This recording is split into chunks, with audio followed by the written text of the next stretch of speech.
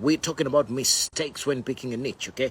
The first one was thinking that you're married to your niche. The second one is picking multiple niches, okay, where you think, okay, I can be in multiple niches. It doesn't work, okay? You will end up trying to be a master of so many things, and you end up becoming a wandering generality rather than a meaningful specific, because you haven't picked the one thing that you can master. Now, number 3 mistake when picking a niche is thinking you are not qualified enough to pick a niche and be an expert in it. The expert status, okay, takes time.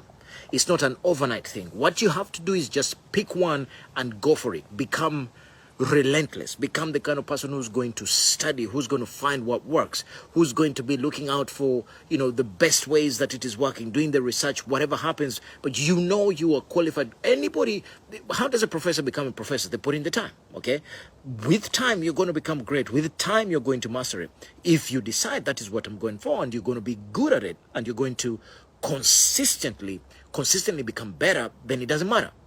Okay, so thinking you're not qualified is not an acceptable excuse why you shouldn't go on to pick a niche and go and master it. Okay, it doesn't matter. One of the greatest books ever written for personal development was by a person who was not necessarily the richest person in the world, but an amazing researcher. That book is called Think and Grow Rich. What did Napoleon Hill do? He went and researched and spoke to all the great people at the time.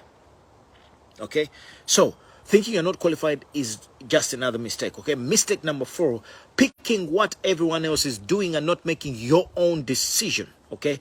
Based on what you know about specific problems and what you know about the market. What do I mean?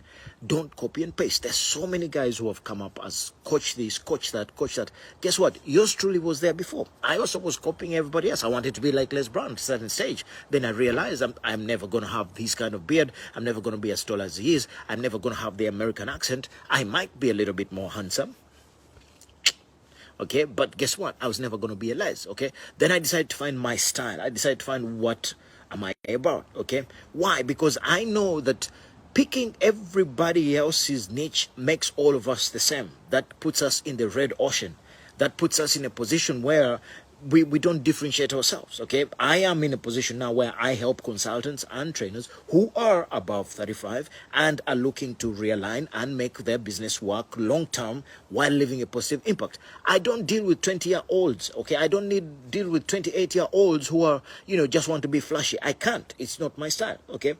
But the whole point was that I had to pick something, okay, that nobody else was doing, okay? I will help the 35 and above year old because I know what they're going through, because that was the period that I had my greatest challenges. I know how they're struggling with tech. I know what kind of team you need to build. I know at what levels you need to build and or leverage or what. I have been there. I know it. Those are the people that I can help. So I will not pick what everybody else is doing. I'm not going to all of a sudden, tomorrow you're not going to see me putting up, I am now a coach in sales setting. No, it's not going to happen. It is not going to happen in 100 years. Why? Everybody now is doing it. Everybody is doing sales setting. And no, it's not my style. But what happens is the earlier people who get in make a little bit of money, and then the rest come in and it becomes red ocean. Okay, so avoid it. Another mistake, mistake number 1, 2, 3, 4, 5. By the way, I shared this in the group earlier, in a longer session. If you missed it, if you go to Growth Hacks for Coaches, you'll find it there.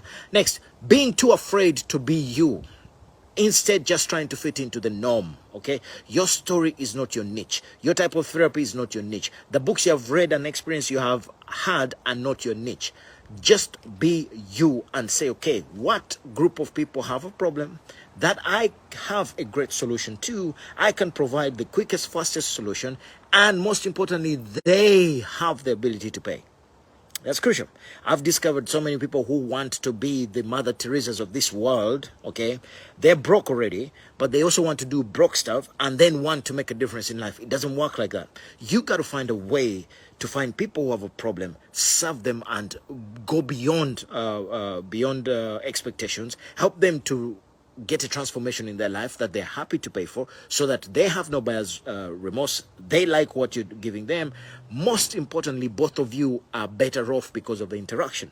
Now, with that, when you do great there, then you can afford to go and do your free stuff or whatever. But don't come, and it happens all the time. I argue with them all the time. Oh, coach, I only have a passion to help people. I say, yeah, great, but find people who can pay you for the help first.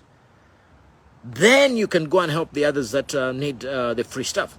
I challenge you to want to do the free stuff where you're doing it anonymously. That's right. You do it, you disappear, nobody ever knows. If you can do that, okay, and then find a way to get paid for it, that would be great. But right now, find people who have a problem, create a great offer, sell it to them, get paid, and when you get paid, you then have time to go and do the philanthropy work. Don't be afraid to be who you are. Just be who you are regardless. The world will listen, this is something that is important. For a long time, I struggled with acceptance. For a long time, I thought, I'll never be, a great speaker, considering where I come from. Cut it. Just be who you are. Pick a niche of people that you can help. Okay, and somehow the universe has a way of supporting that kind of courage and clarity. Final problem: entering a niche and helping clients to solve the same problems with the same thing as everyone else. You are left with fighting on price and convenience. You cannot go into a niche where everybody is and you are competing on price. Let me tell you, competition on price is always going to end up in doom. Okay, think about it. I'm a coach. I charge $500. You're a coach, you charge $500. Okay, we're in the same market, going for the same people. I say, okay, I'm going to undercut you, and I say I'm going to go for $450. All right.